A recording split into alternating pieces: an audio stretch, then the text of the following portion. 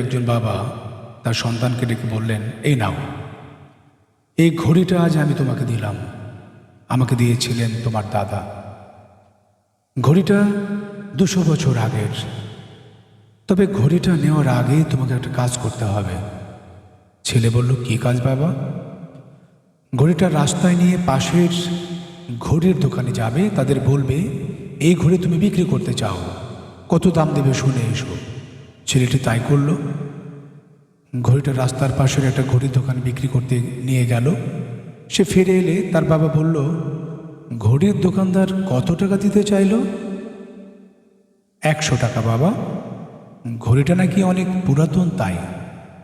বাবা বললেন, এবার তুমি পাশের কফি শপে যাও, তাদেরকে বলো যে তুমি ঘড়ি বিক্রি করতে চাও। ছেলেটি সেখানে গেল, ফিরে এসে বলল, বাবা ওরা তো নিতেই চাইল না, বলল এত পুরনো নোংরা ঘড়িতে আমাদের কি হবে। বাবা হাসলেন, বললেন, এবার তুমি এই ঘড়ি নিয়ে জাদুঘরে যাও, তাদের বলো এই ঘড়ির বয়স 200 বছর। ছেলেটি তাই করল, জাদুঘরে নিয়ে গেল।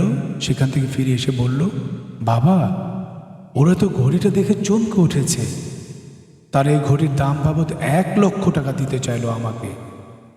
বাবা বললেন, আমি তোমাকে এটা শেখাতে চাচ্ছিলাম যে যারা তোমার মূল্য বুঝবে তারা ঠিকই তোমাকে মূল্যায়ন করবে, আর যারা তোমার মূল্য বুঝবে না তারা কোনোদিনই তোমাকে মূল্যায়ন করবে না।